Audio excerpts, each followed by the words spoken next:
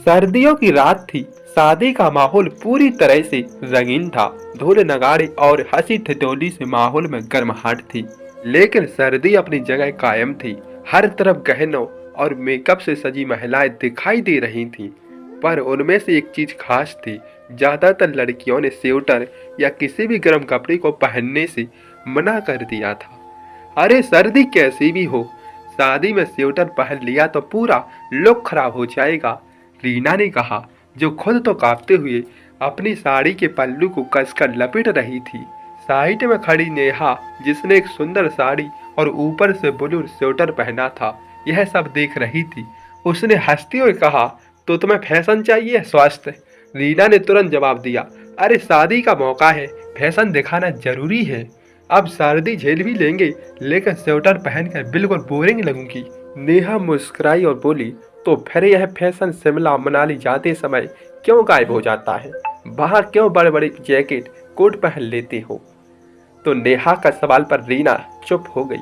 लेकिन कुछ देर बाद उसने सफाई देते हुए कहा, देखो वहाँ ठंड इतनी ज्यादा होती है तो स्वेटर पहनना मजबूरी है, लेकिन शादी में स्टाइल का समझौता कैसे करें? नेहा ने सिर हिलाते हुए कहा, बात सिर्फ मजबूरी की नहीं है, यहाँ लोग दूसरों के बारे में सोचते हैं। अगर तुमने स्वेटर पहन लिया तो लोग कहेंगे, अरे इसे फैशन क्या पता, लेकिन जब बात स्वास्थ्य की हो तो इन चीजों का कोई मतलब नहीं। शादी का माहौल रंगीन हो चुका था। डांस फ्लोर पर लड़कियां का एक समूह धमाल मचाया जा रहा था, लेकिन नेहा यह देख रही थी। उनमें से कई लड़कियां सर्दी से कांप रही थी।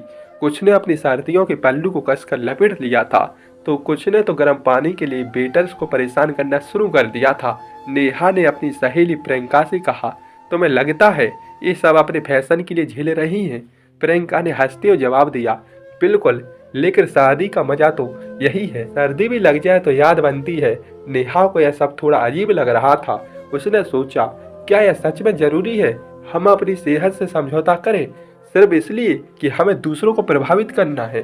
शादी जैसे खास मौके पर हमें अपने आनंद और आराम का ख्याल रखना चाहिए। उसने अपने स्वेटर को अच्छे से संभालते हुए अपने कपड़ों को लेकर आत्मविश्वास महसूस किया।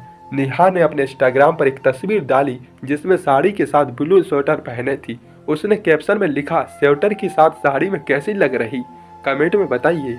तो कुछ ही देर बाद दोस्तों और रिश्तेदारों ने कमेंट आने लगे, बहुत प्यारी लग रही हो नेहा, तुमने सही किया, सर्दियों में स्वास्थ्य जरूरी है।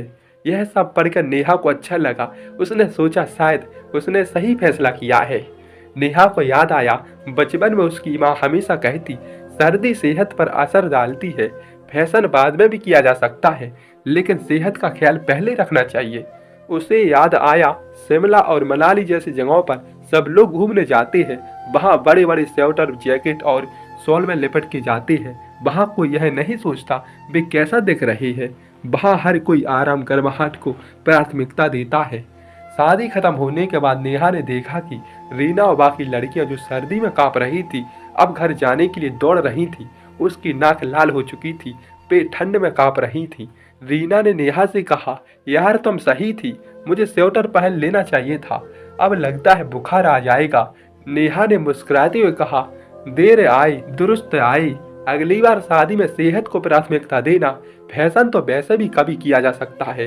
इस घटना के बाद नेहा ने सोचा, क्यों ना वह सर्दियों में आरामदायक सुंदर फैशन को बढ़ावा देने के लिए सोशल मीडिया पर कुछ क्रिएटिव कंटेंट बनाए। उसने सर्दी का फैशन के नाम से एक ब्लॉग शुरू किया, जिसमें उसने सर्दियों में स्वास्थ्य स्टाइल को बैलेंस करने की टिप्स शेयर किए। यह कहानी सिर्फ सर्दी और स्वेटर के बारे में नहीं है, यह इस बात पर प्रकाश डालती है, हमें हमेशा दूसरों की नज़रों से ज़्यादा अपनी भलाई और आराम को प्राथमिकता देनी चाहिए। फैशन और स्टाइल तभी खूबसूरत लगते हैं जब हम खुद को सहज, आत्मविश्वास से भरा महसूस करते हैं। तो अगली बार जब भी आप शादी में जाएं तो अपने स्वास्थ्य को नज़रअंदाज ना करें। आखिरकार असली खूबसूरत और आत्मविश्वास खुशी में होती है। तो बताइए दोस्तों, कहानी कैसी लगी? लाइक से सब्सक्राइब कीजिएगा। Thank you.